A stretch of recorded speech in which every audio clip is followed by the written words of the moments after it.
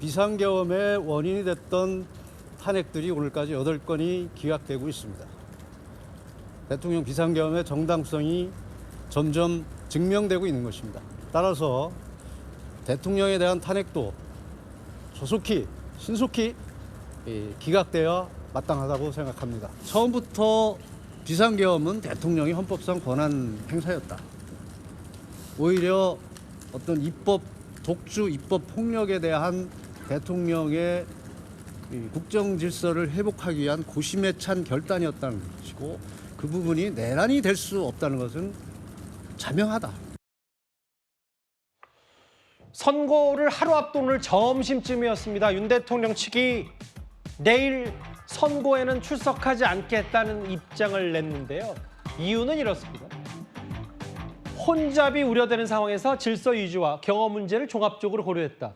정혁진 변호사님. 네네. 뭐 법적이든 정치적이든 내일 대통령 불출석 그 의미를 저희가 어떻게 받아들이면 될까요? 글쎄요, 일단은 노무현 전 대통령이나 박근혜 전 대통령도 선고 날짜에 출석하지는 않았죠. 그러니까 물론 윤석열 대통령은 심리에는 꼬박꼬박 열심히 잘 출석을 갖다 하셨는데, 예. 그럼에도 불구하고 제 개인적인 생각도 내일 선고에 출석하는 것은 조금 무리다, 그런 생각이 드는 것이, 내일 선고 결과가 기각이 나오던 인용이 나오던 우리 사회는 당분간은 어마어마한 그 소용돌이에 들어갈 수밖에 없을 것이다. 저는 개인적으로 그런 생각이 들거든요. 예. 그다음에 많은 사람들이 혹시 불상사가 일어나지 않을까 우려가 되는데, 그런데 대통령이 아무리 출석하고자 하는 마음이 있다고 하시더라도 저와 같은 소란의 한복판에 딱 들어서 있는 거는 아무리 생각해도 득보다는 실이 많을 것이다. 저는 그런 생각이 들어서 예. 주변에 있는 참모들도 출석을 말렸을 것 같고, 제가 변호사라고 해도, 제가 윤 대통령 변호인이라고 하더라도 예.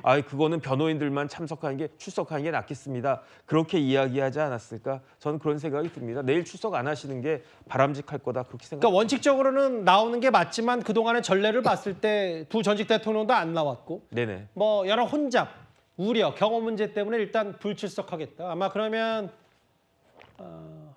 종로에 있는 헌법재판소가 아니라 한남동 관저에서 본인 파면 여부 결정을 지켜보겠죠. 그런데 뭐 대체적인 분위기, 용산 대통령실 분위기는 뭐 단언하진 않지만 기각을 좀 예상하는 것 같아요. 대통령 복귀. 차분히 헌재 결정을 기다릴 거다라고 하면서 다음 화면도 보겠습니다. 만약에 내일 한 11시 30분쯤에 대통령이 뭐 기각이든 각하든 파면이 안 되고 복귀한다라고 했을 때, 뭐 이미 여러 트럼프 정부 혹은 개헌 의지, 대국민 담화 이런 것들을 미리 용산 대통령실도 준비해둔 모양이에요. 네, 일단 뭐 내일 같은 경우는 대통령실 직원들 전 직원이 일단 출근을 이야기를 했고요.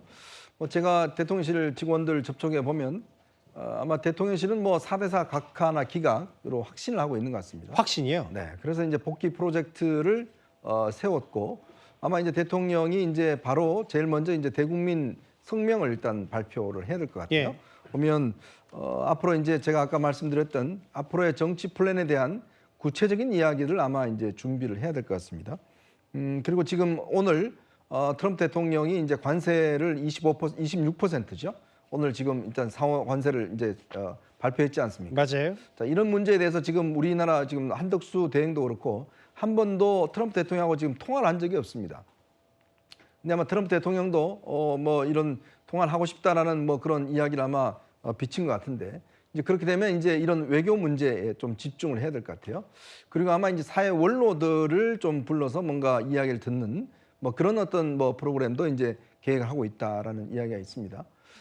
그런 이거 자체는 이제 지금 현재로서 이제 가상의 어떤 계획을 잡아놓고 있는 것 같고요. 예. 이제 그런 계획을 통해서 이제 복귀를 하겠다라는 플랜을 세워놨는데, 그런 이제 일단 내일 기각이 나봐야 이 프로젝트가 아마 진행이 되지 않겠나 싶습니다.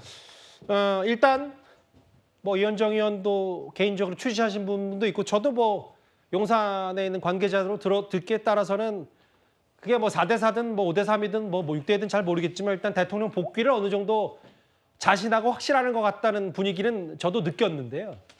그런데 일부 뭐 증거가 정보지 혹은 워낙 헌재 주변 관련 설들이 많아서 대통령이 선거 전날인 오늘 전격적으로 하야할 거라는 풍문까지 돌았는데, 정치권에서도 이런 질문들이 쏟아졌습니다. 직접 한번 들어보겠습니다. 후보가 방송하시는 저희 현장 이 TV로 지도부는 같이 아마 내일 보지 싶은데요. 예. 그렇게. 예. 비대위 회의도 아마 소집을 해놓은 상태이기 때문에 10시 뭐 하여튼 반 이후에 아마 비대위 회의를 소집을 해놓은 것 같습니다. 자연스럽게 같이 보게 되겠죠. 대통령께서 혹시 선거 전에 하야할 수도 있다라는 얘기도 있어서 당에서는 좀 파악되거든요.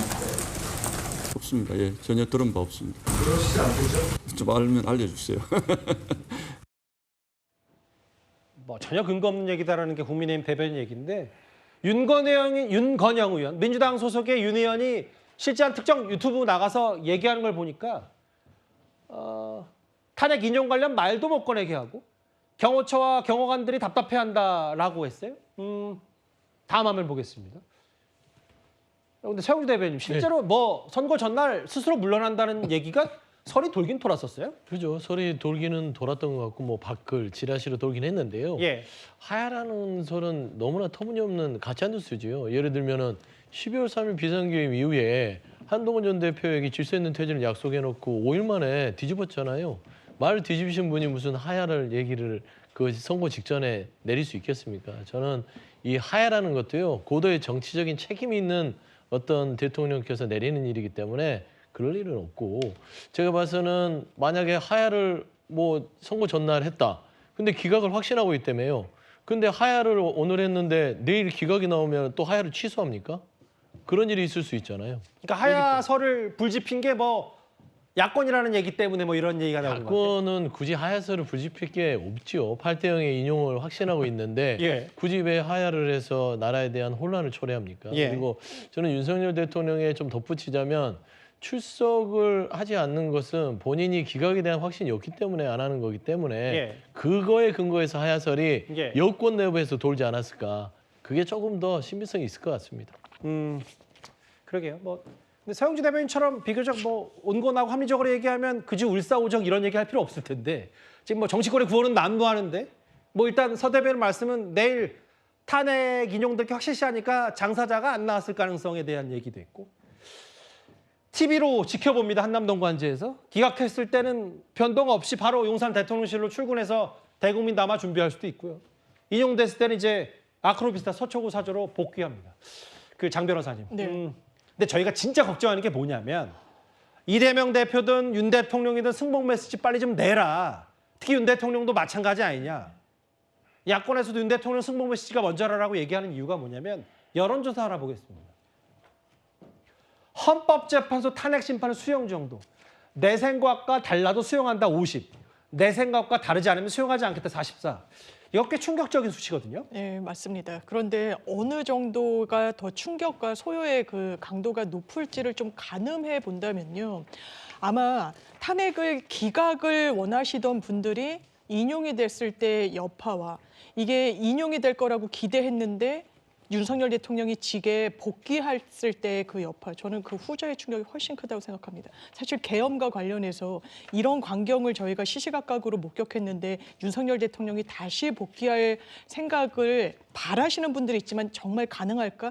혹시 이건 인용 가능성이 더 높지 않을까? 이런 그 기류가 더 높다라고 객관적으로 봐야 되는 거 아니겠습니까? 그런데 윤석열 대통령이 다시금 복귀를 한다는 건 사실상 어떻게 보면 일반 시민들한테는 굉장히 또다시 충격과 공포를 주는 부분이 있기 때문에 보수 스피커들, 김진 전 중앙일보 논설 실장 같은 경우에도 예. 만약에 윤석열 대통령이 복귀하게 되면 민중 반란이 일어날 거다, 항쟁이 일어날 거다 이런 이야기가 나오는 것도 이 맥락이고 그렇기 때문에 더 중요한 건 윤석열 대통령의 태도인 것 같습니다. 반면에 이제 또 국민의힘에서는 이재명 대표는 왜 3주 만에 말을 바꾸냐, 승복 메시지 왜 안 되냐라고 하고 있으니까 어떤 결과가 나와도 수용할 수 없다는 44%의 여론, 이게 앞으로 큰 숙제일 것 같습니다, 우리 사회에.